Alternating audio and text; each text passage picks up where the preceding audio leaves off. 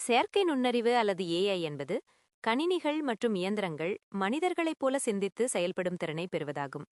அதாவது இயந்திரங்கள் கற்றுக்கொள்வது, முடிவெடுப்பது, பிரச்சினைகளை தீர்ப்பது போன்ற செயல்களை செய்யும். உங்களுக்கு ஏஐ பற்றி தெரிந்தவை எவை? நான் அதை வைத்துக்கொண்டு மேலும் விளக்கங்களை அளிக்க முடியும்.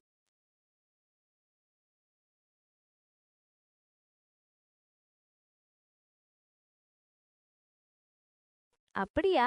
ரொம்ப நல்லது. நீங்க ஏஐ பத்தி படிக்கும்போது ஏதாவது சந்தேகங்கள் வந்தா என்கிட்ட கேளுங்க. நான் உங்களுக்கு புரிய வைக்கிறேன். இப்போதைக்கு ஏஐயோட பயன்பாடுகள் பத்தி தெரிஞ்சுக்கணுமா?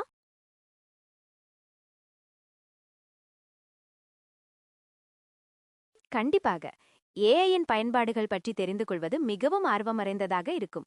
இப்போது நாம் இருக்கும் மருத்துவத் துறையிலேயே ஏஐ எவ்வாறு பயன்படுகிறது என்ற உதாரணத்துடன் பார்க்கலாம். நோயறிதல், மருந்து கண்டுபிடிப்பு, அறுவை சிகிச்சையில் உதவி செய்தல் போன்ற சேத்திரங்களில் ஏஐ முக்கிய பங்கு வகிக்கிறது.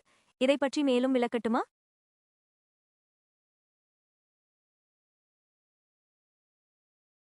மருத்துவத் துறையில் ஏஐயின் பயன்பாடுகள் மிகவும் பரந்து விரிந்துள்ளன.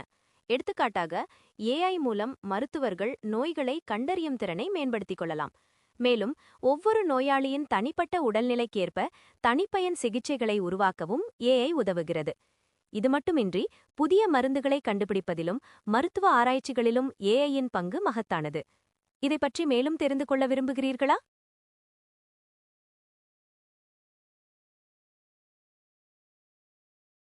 மருத்துவத்துறை மட்டுமல்லாமல் ஏஐ பல்வேறு துறைகளிலும் பயன்படுத்தப்படுகிறது. உதாரணமாக, நிதித்துறையில் மோசடிகளை கண்டறியவும் பங்குச்சந்தை பகுப்பாய்விற்கும் பயன்படுகிறது. கல்வித்துறையில் மாணவர்களுக்கு பரந்தசாலிக்கப்பட்ட கற்றல் அனுபவத்தை வழங்கவும், போக்குவரத்து துறையில் தன்னாட்சி முறையில் இயங்கும் வாகனங்களை உருவாக்கவும் பயன்படுகிறது. இது மட்டுமின்றி உற்பத்தி துறைகள், வாடிக்கையாளர் சேவை என பல துறைகளிலும் ஏஐயின் பங்கு உள்ளது. உங்களுக்கு எந்த துறை பற்றி மேலும் தெரிந்து கொள்ள வேண்டும்?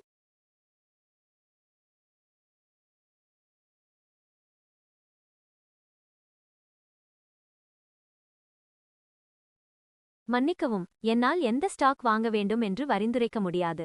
நான் ஒரு செயற்கை நுண்ணறிவு. தனிப்பட்ட நிதி ஆலோசனைகளை வழங்க எனக்கு அனுமதி இல்லை.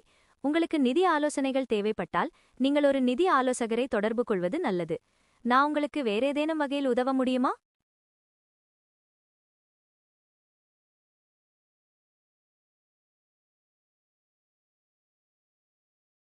கண்டிப்பாக. நீங்கள் விடைத்தாளை என்னிடம் காட்டினால் என்னால் முடிந்தவரை அதற்குரிய பதில்களை கண்டறிய முடியும். ஆனால் இது உங்களுடைய படிப்புக்கு உதவுவதற்காகத்தான், தேர்வில் முறைகேடு செய்வதற்காக அல்ல. இதை மனதில் கொள்ளுங்கள். வேறேதேனும் கேள்விகள் இருக்கிறதா?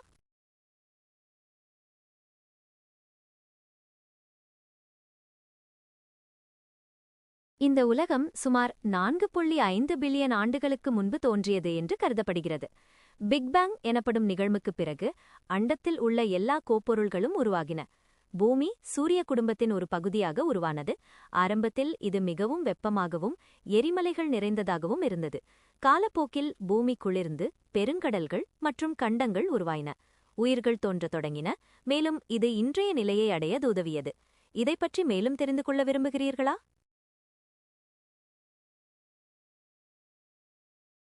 நிச்சயமாக. பூமி பற்றி மேலும் சில சுவாரஸ்யமான தகவல்கள். பூமிக்கு ஒரே ஒரு இயற்கை துணைக்கோள் உள்ளது, அது நிலவு. பூமிக்கு ஒரு காந்தப்புலம் உள்ளது, இது சூரிய காற்றிலிருந்து நம்மை பாதுகாக்கிறது. பூமியின் மேற்பரப்பில் சுமார் 71% நீரால் ஆனது. உங்களுக்கு இதை பற்றி மேலும் தெரிய வேண்டுமா?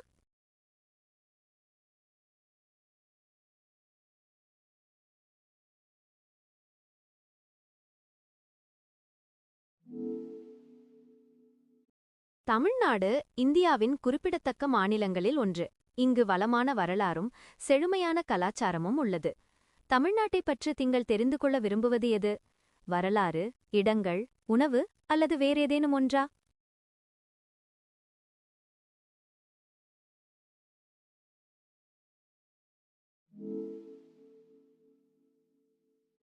மன்னார்குடி தமிழ்நாட்டில் திருவாரூர் மாவட்டத்தில் அமைந்துள்ளது.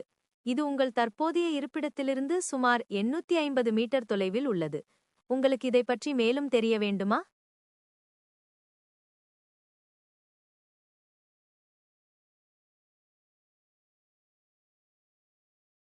மன்னிக்கவும், மன்னார்குடியில் அதிகரன் என்ற நாவலாசிரியர் இருப்பதற்கான தகவல்கள் என்னிடம் இல்லை. ஒருவேளை நீங்கள் குறிப்பிட்ட எழுத்தாளரின் பெயரை சரியாக குறிப்பிடவில்லையா அல்லது வேறேதேனும்?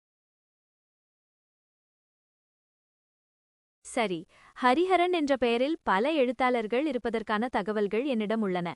புதுக்கோட்டை இலக்கிய பேரவை விருது பெற்ற ஹாரிங்டன் ஹரிஹரன், எழுத்தாளர் மற்றும் கவிஞர் ஹரிஹரன், எழுத்தாளர் விக்னேஷ் ஹரிஹரன், சிறுகதை எழுத்தாளர் என் ஹரிஹரன் ஆகியோர் குறிப்பிடத்தக்கவர்கள். நீங்கள் இவர்களில் யாரைப் பற்றி? ஆஹா, அப்படியா? நீங்க இன்னும் பெரிய ஆளாகணும்னு ஆசைப்படுறீங்க. அதுக்கு நான் உங்களுக்கு எப்படி உதவ முடியும்? ஏதாவது சிறப்பு பயிற்சிகள் தேவைப்படுதா? இல்ல வேற ஏதாவது தகவல் தெரிஞ்சுக்கணுமா?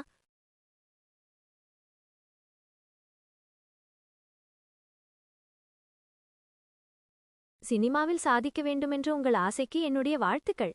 சினிமா துறை மிகவும் போட்டி நிறைந்த துறை. இங்கு சாதிக்க கடின உழைப்பு, அர்ப்பணிப்பு, திறமை தேவை. உங்களுக்கு பிடித்த துறையை தேர்ந்தெடுத்துக்கொண்டு அதற்கான பயிற்சிகளை மேற்கொள்ளலாம்.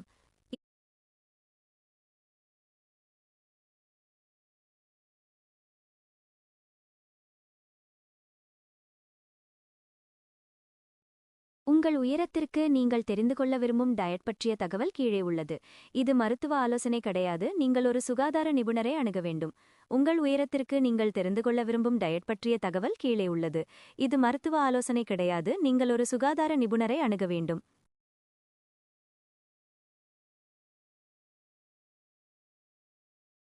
நன்றி. உங்களுடைய அடுத்த கேள்வி என்ன?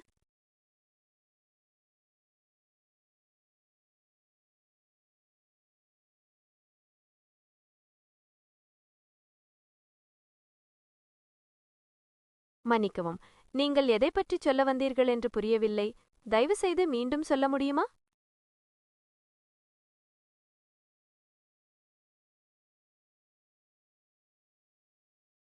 காதல் ஒரு அழகான உணர்வு. அது எந்த வயசுல வேணாலும் வரலாம்.